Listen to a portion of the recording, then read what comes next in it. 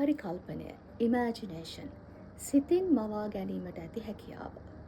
නිර්මාණකරුවෙක් බවට පත්වන්නේ වෙනස් විදිහට දකින වෙනස් විදිහට හිතන කෙනෙක්. නිර්මාණකරුවෙක්ගේ මේ පරිකල්පනය අවදි වෙන්නේ අපිට හිතාගන්නවත් බැරි වෙලාවක වෙන්න පුළුවන්. එක්තරා කාන්තාවක් දවසක් දුම්රිය ගමන් කරමින් ඉන්නවා. ලන්ඩන් ඉඳලා මැන්චෙස්ටර් වලට. පැය 4ක බොහොම දීර්ඝ දුම්රිය ගමනක්. මේ දුම්රිය ගමනේදී ඇයට බොහොම අපූර්ව අදහසක් හිතට එනවා.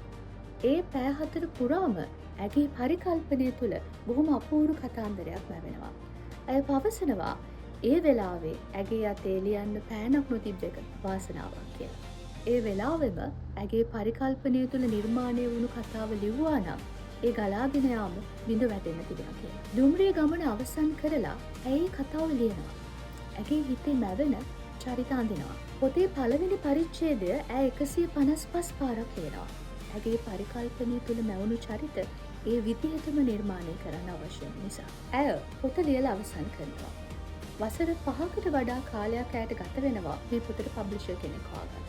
එංගලන්තේ පබ්ලිෂින් කම්පැනිස් 12ක් මේ වගේ ෆැන්ටසි ස්ටෝරි එකක් මාකට් කරන්න බෑ කියලා රිජෙක්ට් කරනවා. වෙනස් විදිහේ නිර්මාණයක් සමාජයේ එකපාරට පිළිගන්නේ. අන්තිමට බ්ලූම්ස්බර්ග් කියන කම්පැනි එක කැමති වෙනවා මේ පොත පබ්ලිෂ් කරන්න. ඒ කම්පැනි එකත් කියනවා මේ ෆීල්ඩ් එකේ අපිට කාන්තාවක්ව මාකට් කරන්න බෑ. ඒ නිසා කාන්තාවක් කියලා නොපෙනෙන්න අපි ඔයගේ නම වෙනස් කරන්න ඕනේ කියලා. ඇයි ඒකට කැමති වෙන්නේ? පොත පබ්ලිෂ් වෙනවා. මාස 5කින් පළමු සම්මානය දෙනා ගන්නවා. Nestle Smarties Book Prize එක. මේ පොත Children Book of the Year බවට පත් වෙනවා. සම්මාන පිට සම්මාන දෙනා ගන්නවා. The best selling book වසරේ වැඩිපුරම අලෙවි වුණු පොත බවට පත් වෙනවා.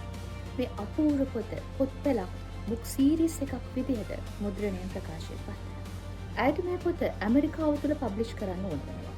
එංගලන්තේ පබ්ලිෂින් කම්පැනිස් 12ක් මාකට් කරන්න බෑ කියලා රිජෙක්ට් කරපු මේ පොතේ පබ්ලිෂින් ඔතොරිටි එක ප්‍රකාශන අයිතිය දිනා ගන්න ඇමරිකානු සමාගම් දන්සු දෙනවා. චිත්‍රපට සමාගම් බොහෝමයක් ඇයට මේ කෘතියෙන් චිත්‍රපට නිර්මාණය කරන්න ආරාධනා කරනවා.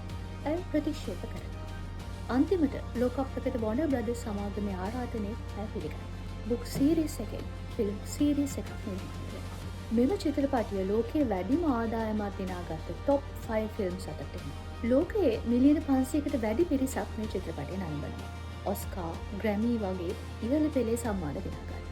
මේ කෘතිය භාෂා 80කට වැඩි ප්‍රමාණයකට පරිවර්තනය වෙලා තියෙනවා. කාන්තාවක්ව මේ ෆීල්ඩ් එකේ මාකට් කරන්න බෑ කිව්වට ඇය ලෝකයේ දෙවන ධනවත්ම කතුවරිය බවට පත් වෙනවා. 2004 ෆෝබ්ස් සංගරාව ඇයව ලෝකයේ පළවෙනි බිලියන් ඩොලර් ඕතර් විදිහට නම් කරනවා. ඇගේ පරිකල්පනය තුළ ගොඩ නැගුණු එක් වෙනස් නිර්මාණයක් නිසා ඇය ලෝකයේ අතිශයින් ජනප්‍රිය චරිතයක් බවට පත් වෙනවා. ඒ අපූර්ව කෘතිය ඔබ දන්නවා. ඒ හැරි පොටර්. කතුවරිය ජේ.කේ. රෝලින්. ජේ.කේ. රෝලින්ගේ ජීවිතය අපිට ඉගෙන ගන්න බොහොම පාඩම් තියෙනවා. ඇගේ පෞද්ගලික ජීවිතය තුළත් ඇය විවිධ හැලහැප්පීම් වලට ලක් වෙනවා. ඇයගේ ජීවිතයවත් අරමුණුවත් අතාරින්නේ නැහැ. ඇය කොච්චර අභියෝගවලට මුහුණ දුන්නත් කොච්චර ප්‍රතික්ෂේප කිරීම් වලට ලක් වුණත් ඇයගේ නිර්මාණ ලෝකෙට ඉදිරිපත් කරනවා. ඔබේ ඇතුළත් වෙනස් විදියට හිතන නිර්මාණකරුවෙක් ඉන්න පුළුවන්. Think beyond the border.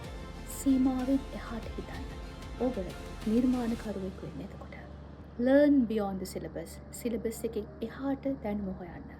ඔබ ජීවිතය දෙනන්නේ එතකොට.